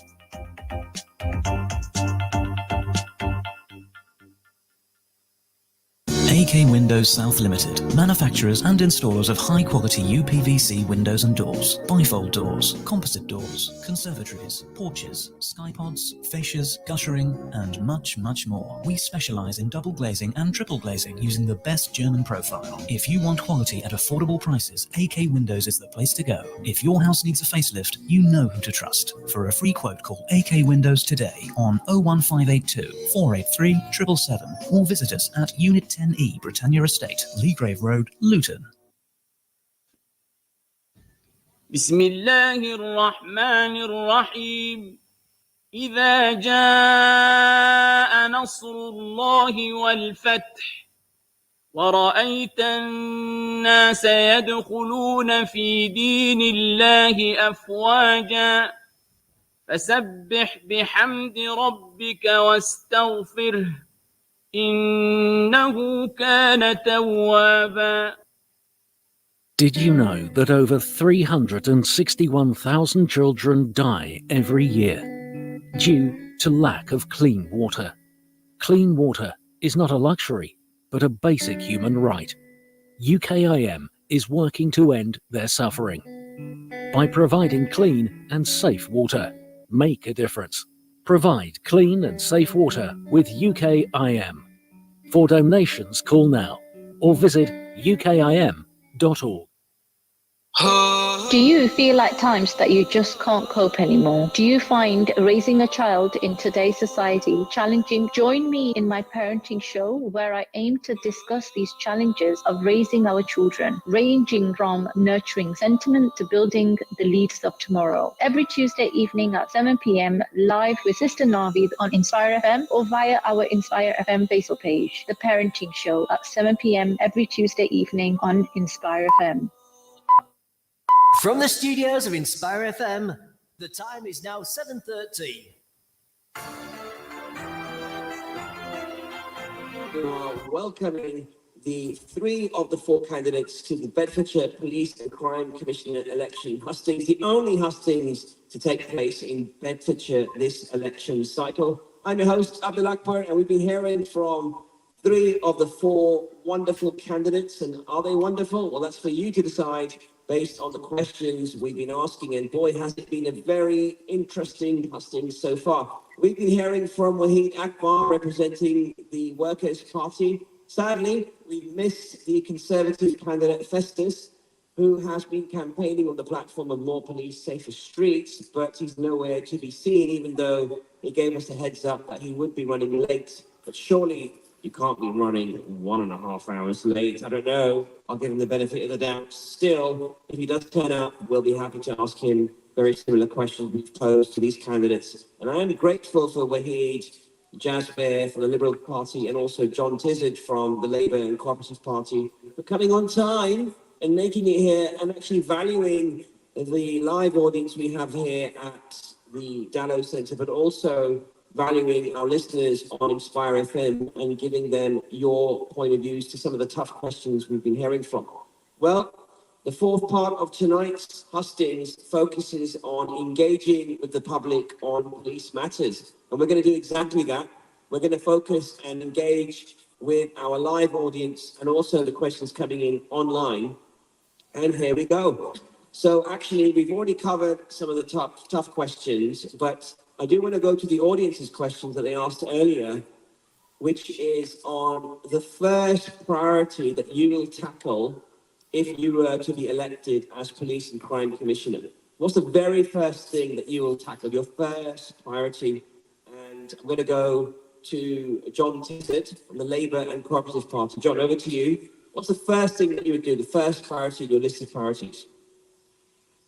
Well, the very first would be to begin to prepare a new police and crime plan, which I would hope we would publish following consultation, and we have to have consultations because we have to involve people that actually sort of that duty in the early autumn. Because I think the police and crime plan will set the strategy that I want to see, and I hope I have a mandate to pursue. For me, the most important, and I say that advisedly because there are so many things that are important for policing, is to restore effective community policing. Since 2010, the numbers of officers who you could describe as community officers has fallen quite dramatically. And although there's been a very small increase recently, it's still well below the required establishment and certainly below the claims that are made by both the PCC and on occasion the police. And by community policing, I don't just mean more officers who have the title community police officer. I mean a very different culture to policing, where officers and indeed police community support officers as well, as part of combined teams, work in neighbourhoods or areas. It may be an area of a few villages or a small town with surrounding villages, neighbourhoods and wards in Luton. And I'm not going to sort of draw up a map here in some sort of colonial way of how you define that. But they would be named. You would know who the officers were for your neighbourhood or your town or your village. And they would have tenure, because part of the problem at the moment is that often officers get assigned to community roles, and then a few months later they get moved somewhere else. So they get embedded in the community, they know the community, they know the people in the community, they know the issues, but the community knows them too, so you have that dialogue. And yes, again, reference was to police hubs. We may want more police hubs for them to be located in. I've seen really good examples in West Mercia where they're co-locating libraries and they co-locate in fire stations and other places. It's where they're accessible. And I think that really is important. Okay. And I would have to just make 3 points on that. No, I want your priority. Your first priority. My first priority is community policing. All right, that's who are going to work in partnership, work with an advisory body of local residents, local businesses and councillors, and be about solving problems and prevention. All right. That's very clear. Thank you. Sorry, John, to interrupt you, but I do want to get through as many questions as possible, so I'm grateful for the quick response. Jasper, from the Liberal Party, what would be your first priority should you be elected as Police and Crime Commissioner for Bedfordshire? Well, after getting the police plan out of the way, again, community policing. I want to go back to what I learned when I was a police officer. And you used to be a Metropolitan Police Officer, is that correct? I was in South London. I probably worked in one of the toughest boroughs of Catford, Lewisham, Deptford, Eltham area. Horrible place. No, lovely place. I wouldn't call it lovely. I wouldn't call it horrible because policing is something that we should be proud of. And so my first priority obviously will be go back to the proper community policing, which means have beats, as they were called. You will have a beat officer who will be in charge of 1 or 2 wards, depending on how many police officers we've got. And those officers, as John said, will be static. You will know who they are. At the moment, we've got a lot of police officers who are young. Our frontline police officers, 40% of them have got less than 2 years service. Those officers need to be out there in the public. They need to be out there in the community, learning about the community. All right, that's clear, Jasper. So you would put more bobbies on the beat? I'll put more bobbies on the beat. But the question, there were also a lot of questions to ask. £157.1 million is the budget. 34% comes from the precept. It's gone up from 28%. How are you going to pay for that, Jasper? Because having a bobby on the beat, having that head count on the beat. I mean, if you to speak to a police officer, and I don't mean to question the fact that you haven't been one, but today, modern police officers today will say that we are so engrossed in red tape in the police station through rules and regulations that we haven't got time to actually have frontline officers, number one. Number two is actually, how are we going to pay for that? Because we're severely, grossly underfunded already in Bedfordshire. How are you going to pay for more bobbies on the beat when you've barely got funds to go around for the existing headcount? That will always be an excuse or reason that we haven't got enough money. It's all about priorities. What exactly is your priority?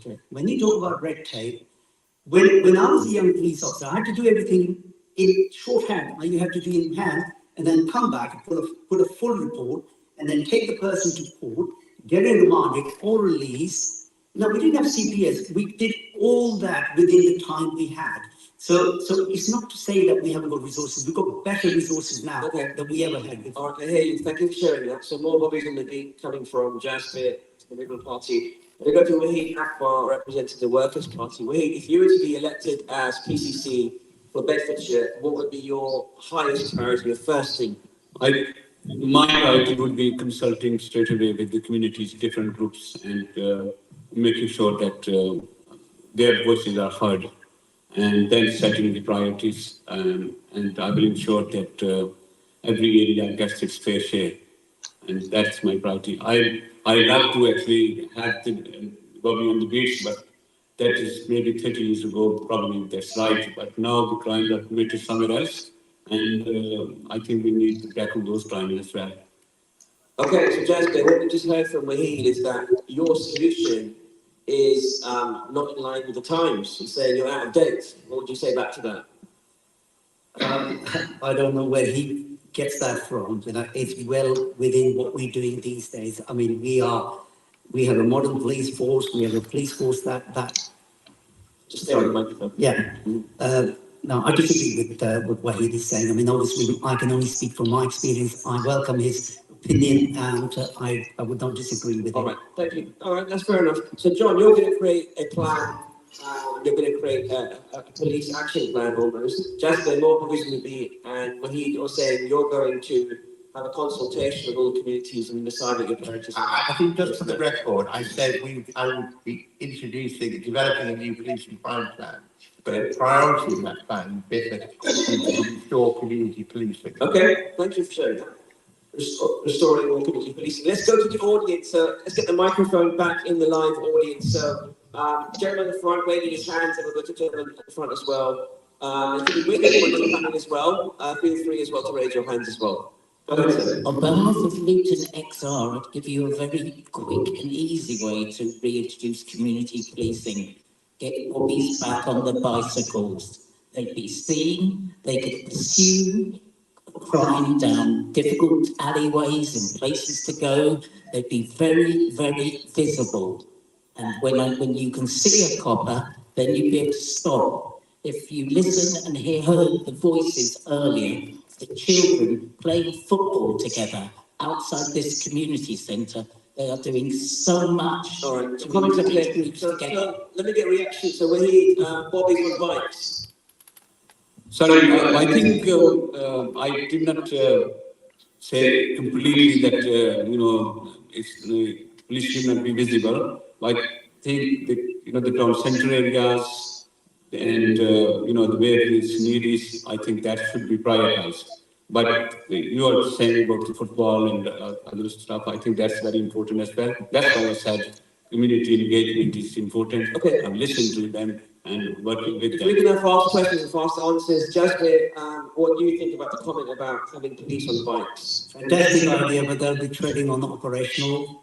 It's up to the Chief Constable how he does that. My job is to hold him to account that he does what he's... Chief Constable says, no, I'm not going to do that.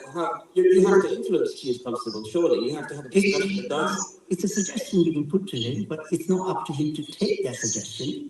Obviously, we cannot be talking about operational, but the point we made about the children and all that is something that a PCC can do. You can fund organisations, you can fund people out there who want to take people away from crime, whether it's in school and groups like this. And you made a very, very point earlier on that yes, PCC can do that. He's got enough money in his funds where he can reduce crime, where he can prevent crime.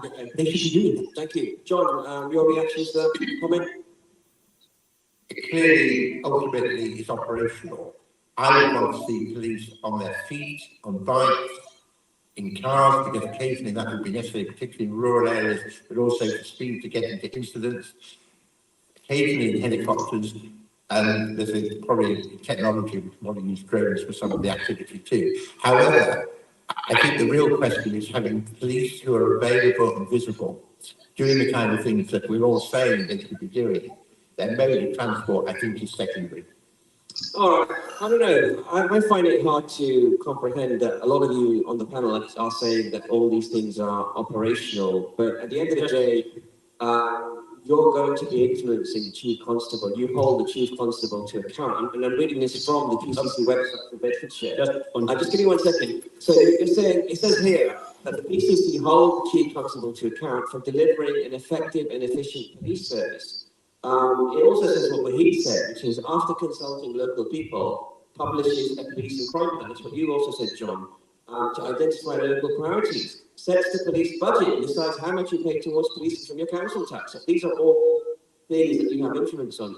Well, you're going to come back, you can answer the question in a moment, but I'm going to go back to the audience. So I do believe that you do have influence. Gentleman at the front's been waiting very patiently, so let's go to him. Go ahead, sir. What's your comment or question? And no speeches, please. No speech. Thank you very much. Only one very important question to all of you. And I'm said, that you have to make a study of what you're going to do. Police inspector have to listen to you. You have to convince them what's the problem. None of you have exactly given a rundown that at this moment, the budget is so and so. We'll police for this, police. You have to do the homework before you come to this show. Sorry about it, but please, there are 3-4 days left. One of you will be chosen to look after us. Okay, so please, can you do, we don't know. We're really asking questions, we're going around about, but please find out what are the problems are. Problems we know, knife crime, how to solve, or what I can do. When we say we go and consult, but your comment is clear with that. So what you're saying is you're not hearing from the candidates exactly how they precisely intend to spend the budget and the funds, where they're going to spend the money. Let me get reactions from the panel here. So John, standing for the Labour and Cooperative Party, John, quite a strong allegation there. You haven't given enough details. Well, I've got a very lengthy manifesto here that I can happily share. I don't think this is, we could go into a lot of detail this evening. I think I've set out where my priorities are going to be. How the budget is allocated will have to be a matter of dialogue between the PCC and the Chief Constable. And I can't come here and say precisely what that budget will look like until I've had that dialogue and we've got a clear plan. I think the objectives have to be very clear. We know what the issues are that are affecting people. It's antisocial behaviour, it's drug-related crime, it's knife crime and violence. The crimes which are increasing most at the moment are cyber and fraud, and Bedfordshire has one of the worst records on fraud in the country, sadly. And we could go on with a whole range of other those. And it's how you prioritise that. Thank you. Jasper from the Liberal Party. I agree with exactly what John has said, because we haven't got the until we sit down with the Chief Constable and the Chief Finance Officer and work out what my priority, if I was the Chief Constable, would be compared to what the budget that's already been set. The prices will change. Obviously, the Chief Finance Officer will come back and say, that's going to cost you this much, or they'll say this much. That's very clear.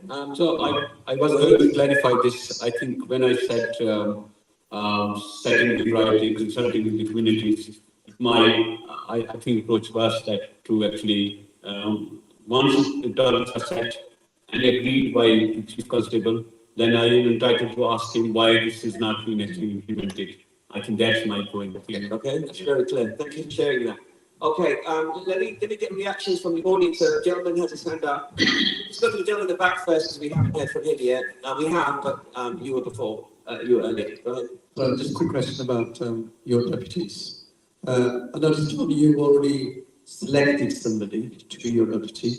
Can I ask the other two how you go about selecting your deputy? Okay, so let's take it to Wahid. How will you select your deputy police crime commissioner? I haven't thought about it yet, but I think I will take the appropriate diligence and we'll see who is the best person to deliver for the community. Okay, so we're going to focus on delivery as the Workers' Party, and then Jasper from the Liberal Party, how will you select your deputy? Again, it's not something that I have contemplated at the moment, but the way I will go about is that my deputy will not be a political appointee. It will not be a political appointment. My deputy will depend on areas where I will lack experience. That's where I will get my deputy from. Where I will not have the experience, they will give me the experience, because let's not forget that it's not a role that £157 million budget, 2,500 staff and police officers run by one person. No wonder 25% of the people only go out and vote. And that's why my party is not in favour of this role. So I need to make sure that whoever my deputy is not going to be a political appointment. Okay. It's somebody who will bring value to this role. Thank you for that. I want to go to round of applause there. So let's go to a question that was asked earlier about crimes, specifically around violence and sexual assault. Somebody asked. John, can I say, when I decided to make an appointment, which will be subject to a confirmation hearing by the police and crime panel, I looked, and I went through this when I was a due diligence process, I was looking for somebody who had the right skills, experience, and particularly to complement my skills, experience, and expertise. Because I think it's based that team. I was very clear it was important for me to make the announcement in advance of the election. So it was very clear that, in a sense, the team, clearly I would be the elected official, but the team that will be coming forward. And I think it is a political role. The police and crime commissioners are political appoint roles. That's what the legislation has set them up to be. And I think it's quite legitimate. The other members of staff of the PCC are not. And I think it's a very strong case for reviewing the size of the office. I would be more interested if I could see the criteria that John has used to employ this, or political decision has been given to this person what qualities this person has. John, your reply to that? I don't think it's worth a response. Okay, all right. Thank you very much, gentlemen. I must say that we still haven't. We've got 7 minutes left, 6.5 minutes left of the hustings this evening, and we still haven't had the Conservative candidate and current Police and Crime Commissioner for Bedfordshire, Festus Akin Bosoye. He's not actually joined us. Clearly, it's 6 minutes left now, and he hasn't joined us for this hustings. The only hustings to take place in Bedfordshire, which I'm very sad about, I must say, personally, from a personal level. Again, continue to afford benefit of the doubt, but I've got to say, from this radio presenter, how much benefit of the doubt can we afford? I was going to say, can we just check that Thameslink are running and or the M1's not completely blocked, whichever mode of transport you We should probably check on that. But you know, I've been in similar situations, and I've made it to Luton off the M1 junction 10 quite quickly. So, but again, I hope he's okay, and I hope he's in good health nonetheless. And we can laugh and smile about it, but we haven't had the incumbents here to represent the Conservative candidate, so we don't know what he stands for. We don't actually know where he sits on Palestine and those so-called hate marches from Suella Braverman. We don't know what he's going to do in terms of his top priority. I wanted to hear his reactions to the UK-wide story that's been going around on BBC News that he's been found guilty on a panel as well. And he's been found to be misleading on facts. I wanted to ask him these questions, but I'm unable to do so now because he's not here to answer those questions.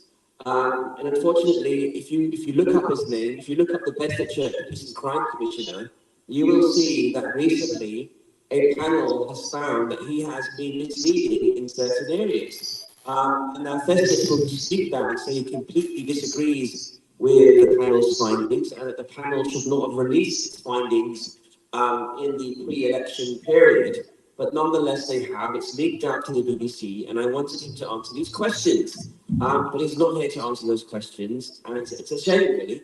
Let me get reactions from Wahid Akbar, representing the Workers' Party. Current PCC is not here. What would you ask him if he was here? I think I had asked similar questions, which what do you think? The crime rates had been gone up. They had been actually, since 2016, Tories have this, and what they had actually achieved, and what they have made the difference. They haven't actually, actually I had one leaflet which was in a board last year in the election campaign. It says in Leeway board, and 159% crime gone up, and that was the leaflet from the Tories party, and they were actually. So you're disputing some of the facts on his leaflet. Jasmine, what would you ask the current Police and Crime Commissioner hoping to be re-elected from the Conservative Party, who's not here? What would you ask him if he were to be here? I'll be wasting my time because he'll give me an answer which will not be true, which will be. That's a strong accusation there. So you're saying he's a liar. That's fine. No, those are your words, not mine. But what I am saying is that I do not like vague answers. I never give vague answers. I give specific answers, and that's what public are looking for. When you say we've got the best retention rate, I want to know the figures. I want to know what exactly do you mean. We've got 11.5% attrition rate in our police force. Every time one police officer leaves within a year, that costs £100,000. And that is the price of training an airline pilot. And every time we hear that the crime has gone down, we never get to hear, is that a reported crime or is it just a crime? If public are not feeling safe and you say the crime is going down, well, crime isn't going down because public is not feeling safe. Our factual figures. Really quick reactions from you, John. If Festus, current Police and Crime Commissioner, was here, what would you say to him? I got a good man who travels between London and Luton. And I'm suggesting that's a different form of transport. But more seriously, he's one of his traits is don't change it if it's not broken. I would suggest not only is the police service broken, not because of the excellent work and commitment of the officers and the senior officers, but because of underfunding and legislation from central government. But we know Britain is broken, our National Health Service is broken, our whole public realm is broken.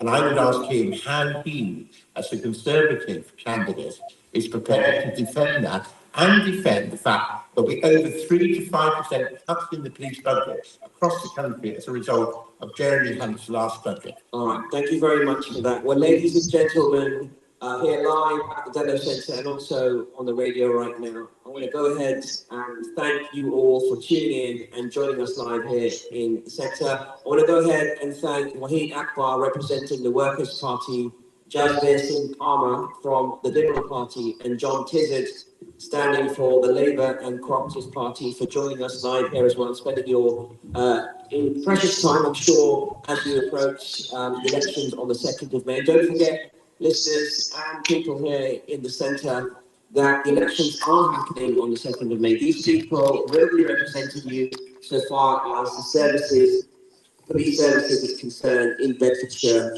And you've heard what they've had to say. If you want to listen back to any part of tonight's hustings, you can go on to youtube.com and search for Inspire FM Luton and click on the live tab to watch back the hustings and listen back to everything that was talked about. But once again, good luck to all three of you, and also to Festus in absentia. Hopefully we can get some reactions to us as well. But from me, Abdul Akbar, and from the Inspire FM team here in Luton, until next time, take care. Assalamu alaikum.